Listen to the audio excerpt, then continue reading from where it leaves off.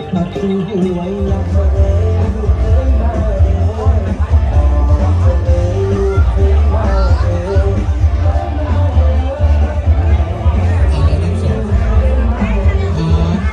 ขอเสียงห่วยๆเด้อ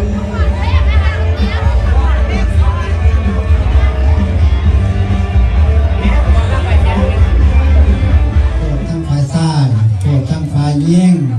อะไรมาฟอมมาเพียงตากันเห็นว่ามาวันนี้คุณกับสิมีคุณประสงค์เนาะแต่มาคนหนาคนตาเป็นมือสันวันนี้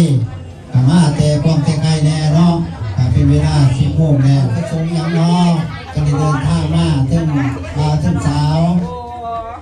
แต่ฟอว่าเบิ้งก็ดีขอเพียงว่ากับปกครองกับพื้นรับแพงเวลาพอมาสังคมข้างตานำคนสองกำสองฝ่ายมือดีพวกฝ่ายไส้เนาะหรือว่าพวกขน้อยนี่แล้วได้ข่าวว่าบ้านนี่ลูกสาวงามลูกสาวใจดีเพียบพร้อมไปด้วยทุกสิ่งทุกอย่างก็อยากได้ไปเป็นนอเป็นแนวเป็นอะไรแม่บ้านแม่เรือนเพื่อสืบสายสกุลนี่แหละจึงได้ของเพียงกันว่าเพื่อสู่ขอเอาเมื่อฮัลโหลเพื่อสู่ขอเนาะเอาลูกและเมื่อคือนั่งคือจะได้บอกคิดได้เกิดนั่งการขาดวันนี้พัดวันสั้นแล้วทั้งนี้สิขาดคาหน้าว่างคาทาหัวเนี่ยเดียวหัวแก้วเนี่ยติดหัวยิ้มเนี่ยแซวหัวตังแก้วของเนี่ยหัวตังแก้วเมื่อเนี่ยสวยรวดพักนะครับอันนี้จะสวยไหมเนี่ยไม่ใช่คืออะไรต้องไปตามหีบตามข้อสมาขอมาทำมาคู่มาหางมานี่เวลาเป็นสบายห้องร่ม3 บวก 3ให้กับเจ้าเนี่ยเนาะถ้าเรากับเราเป็นรักเป็นทานไปได้เนาะเราสาถึงใจกระตือซาล่าเนี่ยไปกับคำ2กับคำ1 บาท 2 สลึงพ่อแม่ขนาดว่าอย่างไรหรือว่าเห็นดีน้ำนอกเพื่อว่าจะไปคำหนาคู่นั้นทางนี้ในเป็นโปรเจกต์เนี่ยติดเพื่อยิ้มเนี่ยเซลล์ทุกประการเมื่อนี้พวก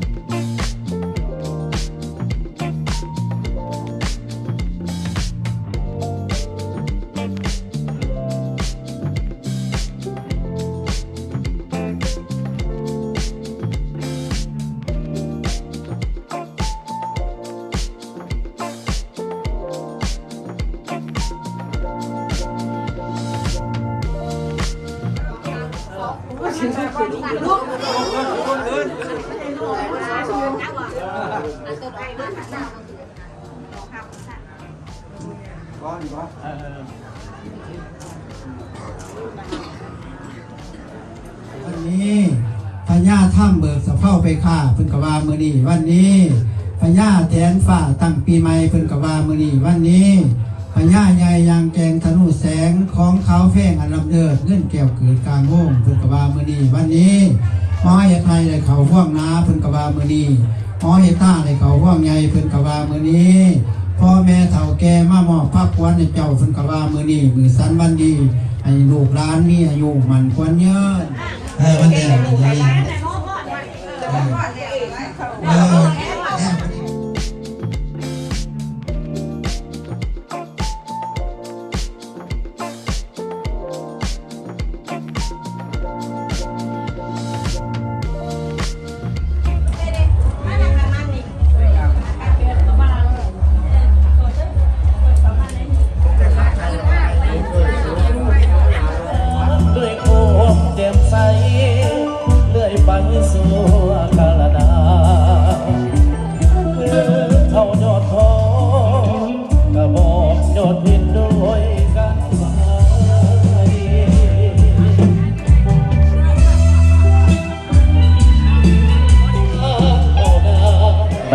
ริเกียรติกับทุกท่านที่ว่าเด็กเชิญมา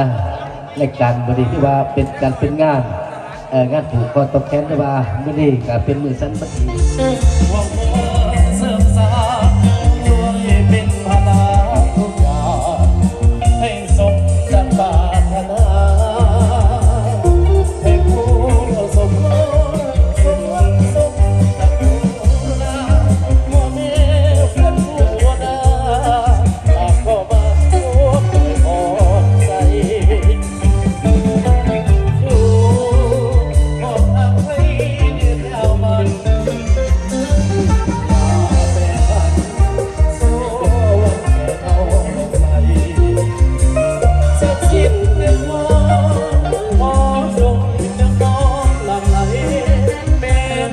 เป็นลูกอีกสายให้เลิศด้วยปฏิภาณปฏิทั้งสองสมปองเป็นคู่กันแล้วได้เป็นหัวที่เพียงเอวเล่เล่แล้วก็คงสุขสันต์เป็นยามห่างหาที่ไปอภัยให้กันดวงใจสมตกมันกับคนเดียวเดียวพร้อมกันเห็นพร้อมกันสร้างเป็นหัวคำเนื้อคุณเนาะก็ถือว่ามาพิจารณาให้เมื่อกี้เป็นทางด้านโลกในบ้านตะคุยกับแฟนเนาะเป็นปัญหากันยกกันเรียนแล้วในเป็นชีวิตครอบครัวความเสื่อมต่อมาอีกแล้วเป็นเกียรติอยู่น้ำกันพี่น้องเอากันจนหมด